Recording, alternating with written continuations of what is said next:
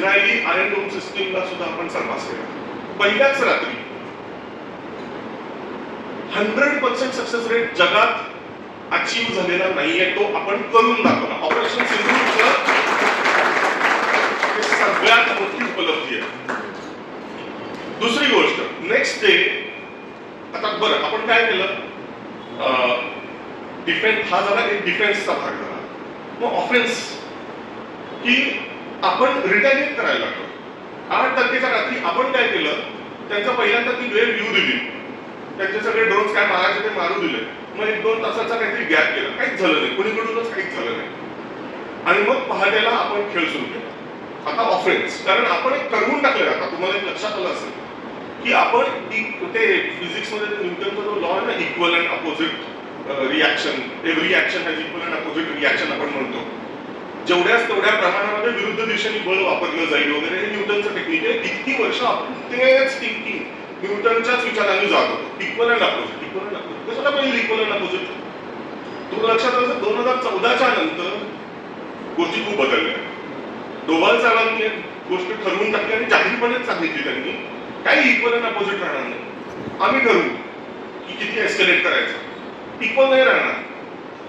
तुम्ही 100 ड्रोन पाठवणार असाल तर आम्ही 200 ड्रोन पाठवू. आमच्याकडे पण ड्रोन्स आहेत, आमच्याकडे पण टेक्निक आहे. तुम्ही आमच्यावरती हल्ला करणार असाल तर आम्ही सर्जिकल स्ट्राईक करू शकतो, आम्ही एअर स्ट्राईक करू शकतो. आपण दाखवून दिलं. सर्जिकल स्ट्राईक झाल्यानंतर त्यांची अशी कल्पना होती की आता नेक्स्ट टाइमला जे होणार ते सर्जिकल स्ट्राईकच होणार, म्हणून त्यांनी तशाच पद्धतीची प्रिपरेशन केली होती. अपेक्षा, बुद्धीची झेप केवढी असते तेवढंच काम केलं जातं. पाकिस्तानच्या बुद्धीची झेप तेवढीच होती. त्यांची अपेक्षा होती की आता सर्जिकल स्ट्राईकच होणार, पण आपण त्यांना गलतीच दिली. आपण सर्जिकल स्ट्राईक नाही केलं, कारण आपल्याला आपण छत्रपती शिवाजी महाराजांच्या कुशीतनं तयार झालेली माणसं. आपण विचार शत्रूच्याही डोक्याने करतो. तीच तर गनिमी कावा म्हणजे काय? मॉडर्न वॉरफेअर मध्ये सुद्धा गनिमी कावा करता येऊ शकतो. त्याच्यामागचं थिंकिंग हेच आहे की तुम्ही स्वतःचा जो प्रिपेअरनेस करायचा तो शत्रूच्या दृष्टीने सुद्धा विचार करायचा, तर तुम्हाला शत्रूच्या 10 पावलं पुढे जाता येऊ शकतो. तर शत्रू नेमका काय विचार करतोय याची आपण कल्पना केली होती, आणि शत्रूला जर चकमा द्यायचा तर तो जी गोष्ट अपेक्षित करतोय त्याच्यापेक्षा वेगळंच काहीतरी केलं पाहिजे. शत्रूला आश्चर्यचकित करून सोडलं पाहिजे, हे आपल्याला माहिती आहे. किती किती महाभारत काळापासून आपलं ह्याच्याच वरती अवलंबून असलं ते धक्का तंत्र, आणि त्याच्यामुळे आपण एअर स्ट्राईक केला. या वेळेला त्यांची अशी अपेक्षा होती की आता होऊन काय होईल, सर्जिकल स्ट्राईक किंवा एअर स्ट्राईक. ह्यापेक्षा वेगळं इंडिया काय करतो? पीओके सोडून आणखी काय होईल? सर्जिकल स्ट्राईकच्या वेळेला आपण पीओके फक्त ओलांडलेलं होतं, म्हणजे जी एलओसी जी जम्मू काश्मीरच्या तिथे. पण एअर स्ट्राईकच्या वेळेला आपण आयबी इंटरनॅशनल बॉर्डर पण क्रॉस केली आणि बालाकोटला हल्ला केला. त्यांची आता कल्पना होती की असंच काहीतरी पुन्हा एकदा करेल, इंटरनॅशनल बॉर्डर क्रॉस करेल. पण ती लेवल किती असेल त्याची त्यांनी कल्पना नव्हती केली. आपण लेवल इतकी गाठली पुढे की म्हणजे थोडक्यात 8 तारखेच्या रात्री आपण पहिल्यांदा त्यांचे जे काही डिफेन्स सिस्टीम आहे, जशी एअर डिफेन्स सिस्टीम जी त्यांना आयदर चायनाकडून मिळाली असेल किंवा अमेरिकेकडून मिळाली असेल, ज्या कुठल्या देशाकडून त्यांना मिळाली असेल ती आपण उद्ध्वस्त केली. त्यांचे रडार टार्गेट्स जे काही होते ते उद्ध्वस्त करून टाकले. म्हणजे थोडक्यात त्यांचे कान नाक डोळे हे उडवून टाकले किंवा ते ब्लॉक तरी करून टाकले, कारण तेही टेक्निक आपल्याकडे आहे, शत्रूचे रडार ब्लॉक करणं. हे काम आपण 8 तारखेला करून टाकलं. 9 तारखेला त्यांनी एक दुस्साहस केलं, कारण ते खबर आहे, कारण प्रत्येक वेळेला आपण एस्केलेट करत गेलो. त्यांनी एक काम केलं तर आपण 2 कामं काढणार. 9 तारखेच्या रात्री त्यांनी काय केलं, त्यांनी मिसाईल्स पण पाठवण्याचा दुस्साहस केला. ते त्यांचे काही द फेमस मिसाईल्स, शाहीन वगैरे काय भन्नाट नावं चायनाकडून मिळालेली असतात, ते शॅन डाऊन तसली तरी असतात ती मिसाईल्स. त्याला फक्त ते बिल्ला काढायचा आणि आपला टॅग चिकटवायचा. त्या मिसाईल्सचा वापर त्यांनी भारतावरती केला. पहिला त्यांचा विचार होता की अमृतसरला सुवर्ण मंदिर टार्गेट करायचं. त्याच पद्धतीने न्यू दिल्ली, म्हणजे जिथे आपले डिसिजन मेकिंग चालतं, सगळे धोरण करते, राज्य करते, मग त्याच्यात फक्त सत्ताधारी आणि त्याच्यात विरोधक पण आले, सगळे चालले. आपल्या राजधानीला टार्गेट करण्याचा त्यांनी दुस्साहस केला. भारताने आता ठरवलं आता बाजू, आणि म्हणून भारताने त्याच्यात पुढचा जो स्टेप उचलला त्याच्यात पुन्हा आता सांगता येत नाही की आपण विमानं वापरली की नाही वापरली. मला वाटतं की आपण वापरली असण्याची शक्यता आहे. अगदी इव्हन सुखोई सुद्धा वापरलेलं असण्याची शक्यता आहे. पण आपण जे काही त्याच्या पुढची स्टेप उचलली त्याच्यामध्ये त्यांचे 9 एअरफील्ड तबाह करून टाकले. म्हणजे त्याच्यामध्ये मग तुमचा सर्गोदा असेल, तुमचा जॅकोबाबाद असेल, अनेक एअरफील्ड. तुम्ही कल्पना करा, आता त्या 9 एअरफील्डच्या तिथे बॉम्बच्यामुळे तयार झालेले क्रेटर्स आहेत, खड्डे अजूनही बुजवले गेलेले नाहीयेत. ते त्या एअरफील्डचा वापर आता होऊ शकत नाही. भले तिथं समजा हँगर्स मध्ये जसं गॅरेजेस मध्ये पण कार पार्क करतो तसं हँगर्स असतात एअरफील्डच्या तिथे, जिथं विमानं पार्क करून ठेवलेली असतात. त्या हँगर्स मध्ये विमानं समजा अगदी सुस्थितीत जरी असली तरी ते उडवणार कसं, धावपट्ट्यात जर का निकामी झाले असेल तर. ही अवस्था त्यांच्या आता 9 एअरफील्ड म्हणजे जवळजवळ धरून चाला एक 90 ते 95%. खूप सारे मिलिटरी अनालिस्ट तर म्हणतात की त्यांचं जवळपास सगळं काही आपण उडवून टाकलं. कारण काय, पलीकडं खैबर पख्तूनख्वा म्हणून जो प्रॉव्हिन्स आहे पश्तुनी लोकांचा आणि बलुचिस्तानचा जो प्रॉव्हिन्स आहे, अशा ठिकाणी म्हणजे क्वेटा वगैरे पेशावर अशा ठिकाणी धावपट्ट्या असतील सुद्धा, पण तिथं पाऊल ठेवायची हिंमत आज पाकिस्तानी मिलिटरीचीच नाहीये. तर तिथल्या एअरफील्डचा वापर ते कसा करू शकतील, अशी एक ऑब्व्हियसली म्हणजे एक नॅचरल प्रश्न विचारला जातो मिलिटरीच्या, आपल्या इंडियाच्या मिलिटरीच्या लोकांच्याकडनं. त्याच्यामुळे ऍक्च्युली ज्याचा वापर करता येऊ शकेल अशी जी एअरफील्ड पाकिस्तानी पंजाब प्रॉव्हिन्स, पाकिस्तानी सिंध प्रॉव्हिन्स या ठिकाणी जे होते ते सगळे आपण निकामी करून टाकले. म्हणजे ते आता दुरुस्त करायला काही, आता ते म्हणतात काहीतरी जूनचा पहिला दुसरा काहीतरी आठवडा उजाडणार आहे. 71 वॉरच्या वेळेला आपण आपल्याकडचे जे राजस्थानच्या ठिकाणी ज्या एअरफील्ड अशाच पद्धतीने पाकिस्तानी तबाह केल्या होत्या, विदिन 3-4 डेज आपण त्या ऑपरेशनल करून टाकल्या होत्या, रातोरात कामं करून. तसं ही पाकिस्तानला करता आलेलं नाहीये. याचा अर्थ आपण ऍक्टिव्हिटी किती वरच्या लेवलपर्यंत नेलेली असेल. ही गोष्ट होती 9 तारखेची. आणि त्याच वेळेला आपण त्याही पुढे जाऊन आता असं बोललं जातंय, खरं खोटं माहित नाही, सुरुवातीच्या टप्प्यामध्ये असं म्हटलं गेलं की कराची पोर्ट उडवून दिलं. मीडियाच्या खूप लोकांनी असं म्हटलं. तर ऍक्च्युली सुशांत सलीम यांचं जर तुम्ही नीट ऐकलं तर त्यांनी म्हटलं की कराची पोर्ट नाही उडवून टाकलेलं, तर कराचीच्या अंतर्भागामध्ये एक मिलिटरीचा छावणी आहे, तर ती छावणी आपण उडवून टाकली. बरं, आपण एस्केलेट केलं म्हणजे कसं केलं बघा. 8 तारखेच्या रात्री आपण त्यांचं जेव्हा मिलिटरी इन्स्टॉलेशन टार्गेट केले, जसं मी मगाशी रेडार आणि इतर गोष्टी त्या सगळ्या ब्लॉक करून टाकल्या. म्हणजे आपण एक स्टेप पुढे गेलो, टेररिस्टांच्याही पुढे गेलो आणि आपण आता मग मिलिटरीला टार्गेट करायला लागलो, पाकिस्तानच्या मिलिटरीला. 9 तारखेला हेच आपण कंटिन्यू केलं, पाकिस्तानच्या मिलिटरीला टार्गेट केलं, त्यांच्या एअरफोर्सला निकामी करून टाकायचा प्रयत्न केला. हँगरमध्ये बसलेले जे F-16 वगैरे जी विमानं होती अमेरिकेची त्यांनी पाठवलेली, त्याच पद्धतीने चीननी पाठवलेली विमानं ती पण आपण निकामी करून टाकली असं म्हटलं जात आहे. कमीत कमी 4 तरी F-16 असेल की जे आपण निकामी करून टाकले. त्याच पद्धतीने किराणा हिल्सच्या विषयी खूप चर्चा सुरू झाली की किराणा हिल्स मध्ये स्टोअर केलेले जे न्यूक्लिअर वेपन्स आहेत, जे की बहुतेक अमेरिकेने दिलेले होते पाकिस्तानला, ते आपण नष्ट करून टाकले किंवा निकामी केले, किंवा ऍटलिस्ट किराणा हिल्सच्या त्या तिथे अंतर्गत भागामध्ये जे टनल्स आहेत त्याचे एंट्री आणि एक्झिट ते आपण ब्लॉक करून टाकले मिसाईल टाकून.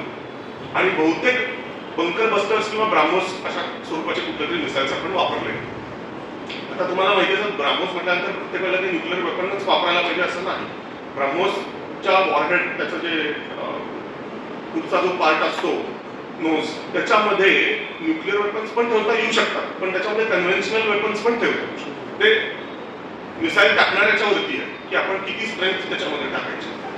तर आपण इतकंच केलं की त्यांचे एंट्री आणि एक्झिट जे आहे त्या हिल्स मधले, किराणा हिल्सचे, ते आपण बुजवून टाकले. त्याच्यामुळे काय झालं की आतले जे न्यूक्लिअर वेपन्स होते ते तसेच राहिले.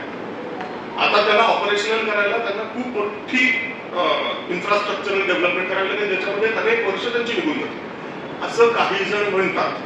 काही जण आणखीन असा दावा करतात की नाही नाही असं काही आपण एंट्री एक्झिट नाही उडवलेलं, प्रत्यक्षामध्ये दुसरंच काहीतरी आपण टार्गेट केलेलं आहे. पण एवढं नक्की की आपण त्यांच्याकडचे त्यांना जे न्यूक्लिअर वेपन्स होते तिथे ठेवलेले ते आपण आता निकामी करतो.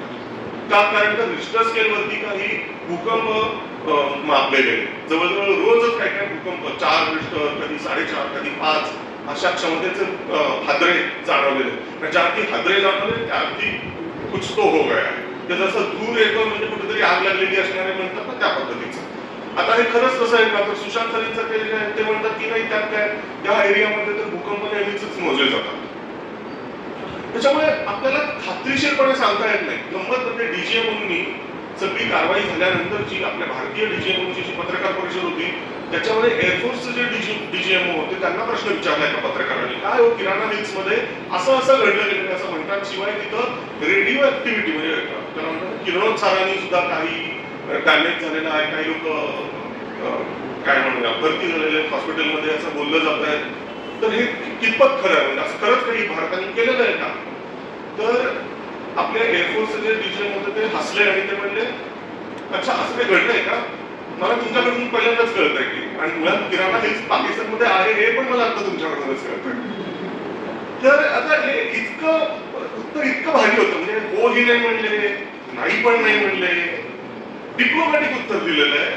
आणि त्याच्या मागचं एक कारण एकांनी असं सांगितलं नंतर, म्हणजे पॉडकास्ट मध्येच एकांनी सांगितलं की स्वाभाविक आहे म्हणे, कारण काँग्रेसची जेव्हा सत्ता होती साधारण 91-92 किंवा 93च्या आसपास एक आपला करार झाला पाकिस्तान आणि भारत यांच्यामध्ये की आपण आपल्याकडचे जे न्यूक्लिअर इन्स्टॉलेशन्स जे काही आहेत, कारण कुठंही न्यूक्लिअर, आता समजा हे जर न्यूक्लिअर वेपन असेल तर त्याचे वेगवेगळे पार्ट्स असतात. हे बूच आहे, त्याच्या इथली रिम आहे, 3-4 5 पार्ट्स असतात त्याचे, आणि ते कुठेही एकत्रितपणे स्टोअर करून ठेवलं जात नाही.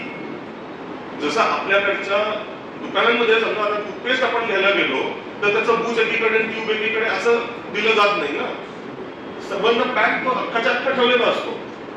पण न्यूक्लिअर वेपन्सच्या बाबतीमध्ये त्याचे 3-4-5 पार्ट्स असतात आणि ते तुमची जी काय तुमचा जो काही टेरिटरी आहे त्याच्यामध्ये वेगवेगळ्या ठिकाणी स्टोअर केलं जातं, वेगवेगळ्या ठिकाणी. 3-4 कारण आहेत त्याची. एक आहे सिक्युरिटी, कारण अचानक कुठून तरी मिसाईल आणि धाड उडवून लावायला लागली, त्याच्यामध्ये जे शत्रूला उद्ध्वस्त करायचं त्याच्यावरती आमचाच प्रदेश उद्ध्वस्त होईल, हा त्याच्या मागचा विचार साधा.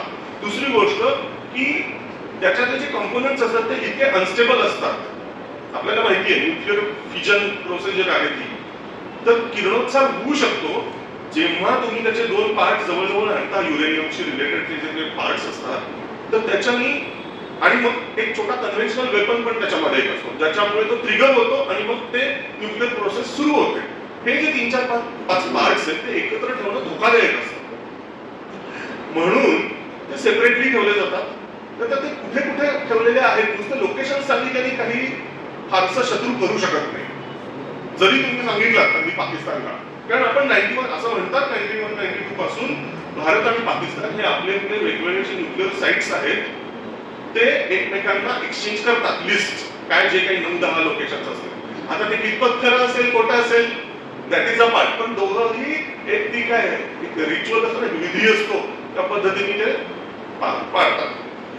त्या सगळ्या लिस्ट मध्ये म्हणे किराणा हिल्सचा कुठे उल्लेखच नाही आहे. लक्षात येत आहे का याची ग्रॅव्हिटी? लक्षात येते का? या सगळ्या लिस्ट मध्ये इतक्या वर्ष, आता किती 91-92 जर असेल, आज 2025 30 वर्ष उलटून गेली आहेत, त्यामुळे कुठेही किराणा हिल्सचा उल्लेख नाही. म्हणजे मग 2 शक्यता, आयदर किराणा हिल्स मध्ये काहीच नाहीये, म्हणजे न्यूक्लिअर वेपन्स रिलेटेड नाहीये, किंवा आहे पण पाकिस्तानने ते दडवलंय. आता चर्चा अशी आहे की पाकिस्तानला जे अमेरिकेच्याकडून जे न्यूक्लिअर वेपन्स मिळालेले आहेत म्हणजे होते ते त्यांनी किराणा हिल्स मध्ये ठेवले. त्याच्यानंतर आणखी एक गोष्ट स्पष्ट होते की अमेरिका सुद्धा पाकिस्तानच्या मध्ये विथ न्यूक्लिअर वेपन्स होता. आपल्याला असं वाटायचं जेव्हा 98ला आपण जेव्हा पोखरणला टेस्ट केली 98-99 त्यावेळेला आपण टेस्ट केल्याच्या 25 दिवसाच्या अंतराने पाकिस्ताननी पण एक टेस्ट केली, तुम्हाला आठवत असेल. तर त्यावेळेला सगळेजण ह्याच्याकडे म्हणत होते की हे कसं शक्य आहे, 25 दिवसात न्यूक्लिअर प्रोग्राम कसा विकसित करता येईल. आपला तर 71 पासून सुरू झालेली ऍक्टिव्हिटी होती, इतकी वर्ष लागली आपल्याला डेव्हलप करायला. ते काय म्हणजे चणे फुटाणे डाळ आहे की चटकन त्याला मिक्स करा आणि भेळ तयार झाली, असं नाहीये ना. त्याला AQ खान म्हणजे अगदी एकीकडे आपले APJ अब्दुल कलाम, तर पाकिस्तानच्याकडे AQ Khan was nothing, he was just a proliferator, म्हणजे न्यूक्लिअर चोरटा होता तो. या देशातून त्या देशामध्ये न्यूक्लिअर टेक्नॉलॉजी हस्तांतरित करायची होतं बस. त्याची कंपॅरिझन कलामांची करणं म्हणजे सशाची तुलना हत्तीशी करण्यासारखं आहे. तर तेव्हा ब्लेम केलं जात होतं चायनाला. आता चायनाचा हात सुद्धा असण्याची शक्यता आहे, पण मुळात चायनाचा न्यूक्लिअर प्रोग्राम तरी कुठे ओरिजिनल आहे? त्यांनी शीतयुद्धाच्या काळामध्ये ब्लूप्रिंट सगळ्या चोरलेल्या आहेत पाकिस्तान आपल्या अमेरिकेच्याकडनं आणि अलाइड फोर्सेसच्याकडनं. त्याच्यातून त्यांनी स्वतःचा न्यूक्लिअर प्रोग्राम तयार केलेला आहे आणि मग त्यांनी तिथून त्यांचे न्यूक्लिअर वेपन्स प्रॉलिफरेट होऊ दिलेले आहेत उत्तर कोरियाच्याकडे आणि इराणच्याकडे बाहेर पाकिस्तान. म्हणजे सगळ्यात आधी पाकिस्तानला प्रोव्हाइड केले. पण हे चायना स्वतः करू शकतो का? अशक्य आहे. मागे कोणीतरी दादा भाई असावा लागतो ना, त्याच्याशिवाय थोडी ना कोणी गल्लीतला गुन्हा काही करू शकतो. तर ते मी तुम्हाला सांगणारे इक्वेशन्स, कारण ते महत्वाचं आहे. ते कुठे बाहेर येत नसतात त्या गोष्टी. तर चायनाचं सुद्धा हात त्या किराणा लिस्टच्या ह्याच्यामध्ये असू शकतो, अमेरिकेचा सुद्धा असू शकतो. रेडीली अवेलेबल करून दिलेले न्यूक्लिअर वेपन्स ते आता इनइफेक्टिव्ह होऊन गेले आणि आता त्यामुळे मोदीजी म्हणू शकतात की न्यूक्लिअर ब्लॅकमेल नाही चलेगा. अर्थात ते आपण आधीच गृहीत धरलं होतं. मित्रांनो, मॉक ड्रिल जेव्हा आपण सुरू केलं ना, तुम्हाला आठवत असेल 7 तारखेला जेव्हा आपण ऑपरेशन सिंधूर केलं तेव्हा ती मॉक ड्रिलचा तो दिवस होता. मॉक ड्रिल दाखवलं आणि त्याच पद्धतीने पाकिस्तानचं काल सुद्धा जे धाबं दणाणलं होतं त्याचं कारणही तेच होतं. भारताने 4 राज्यांमध्ये मॉक ड्रिल जाहीर केलं होतं 29 तारखेला. त्यामुळे पाकिस्तानला पुन्हा वाटायला आता पुन्हा एक ऑपरेशन सिंधूर 2.0 काहीतरी होणार आहे आता. पण आपण काहीच केलं नाही. आपण काहीच केलं नाही हे काही कमजोरी नाही आहे. उलट पाकिस्तानला आपण आता होल द्यायला लागलोय. काहीही न करता घाबरवून सोडलं. त्याला प्रचंड मोठं कसब लागतं. अरे आता करणार बरं का काहीतरी. हा जो धक्का आहे ना, त्याच्यामुळे झोप उडते शत्रूची की बाबा काहीतरी एकदाचं करून टाक, मारून टाक एकदाचं. असलं रोज अर्धवट मारू नको असं वाटायला लागतं शत्रूला. तर पॉइंट हा आहे की पण आणखीन एक गोष्ट, आपण फार कम्प्लेसंट नकोय व्हायला. समजा तरी अगदी किराणा हिल्स मध्ये काही न्यूक्लिअर वेपन्स असतील असं गृहीत धरून चालूया, पण तेवढे म्हणजे सगळं झालं, पाकिस्तानचं संपलं, दिवाळी निघालं असं असेल असं मला वाटत नाही. आणखीनही न्यूक्लिअर वेपन्स असू शकतात. दुसरी गोष्ट, एअरफील्ड आपण तबाह केलंय, चांगली गोष्ट आहे. त्याच्यामध्ये विमानातून उड्डाणं होऊ शकणार नाही आणि विमानातून न्यूक्लिअर वेपन्स आपल्यावरती टाकता येणार मान्य. पण सरफेस टू एअर अशा पद्धतीचे मिसाईल्स असतात, त्याच्यातून न्यूक्लिअर वेपन्स टाकता येतात. त्याच पद्धतीने तुमच्या ज्या शिप्स असतात त्याच्याही वरून तुम्हाला न्यूक्लिअर वेपन्स टाकता येतात. त्या गोष्टी अजून पाकिस्तानच्याकडे आहेत असं आपण गृहीत करूयात ना. म्हणजे वर्स्ट केस सिनारिओ ज्याला म्हणतात, की वाईटात वाईट काय होऊ शकते. नेहमी आपण विशफुल थिंकिंग करू नये असं म्हणतात. म्हणजे पॉझिटिव्ह थिंकिंग जे असतं ना, त्याचा एक दुष्परिणाम पण एक असतो. म्हणजे मी यशस्वी होणारच असे आपण जे काही खूप सारे कार्यक्रम बघतो, अटेंड करतो, त्याचा एक दुष्परिणाम पण असतो. आपण असं सेल्फ सफिशियंट होऊन जातो, म्हणजे असं कम्प्लेसंट होऊन जातो, रिलॅक्स होऊन जातो. ठीक आहे, सारे ठीक आहे, यशस्वी होणार, चालूच, काही करायचीच गरज नाही असं पण वाटायला लागतं. पण निगेटिव्ह थिंकिंग थोडंसं जर का केलं ना तर ते फायदेशीर पण ठरतं. म्हणजे जे आपण रामदास स्वामींकडे ना अखंड सावधान असावे, सावधान असावेची कल्पना केव्हा येते, ज्यामध्ये आपण गृहीत धरतो की शत्रू काहीतरी करू शकतो, मी रिलॅक्स बसून चालणार नाही. पाकिस्तान असेल कमजोर, पण पाकिस्तान मुळात भिकेटंगालच आहे. पाकिस्तानच्याकडे ताकदच नाही आहे. पाकिस्तानच्या मागच्या ज्या शक्ती आहेत त्या भिकेला नाही लागलेल्या. त्या पाकिस्तानच्या खांद्यावरती गण घेऊन त्या भारताला त्रास देण्याचा प्रयत्न सतत करणारच आहे आणि अशा शक्ती अजून ऍक्टिव्ह आहे. त्याच्यामुळे भारत रिलॅक्स नाही राहू शकतो.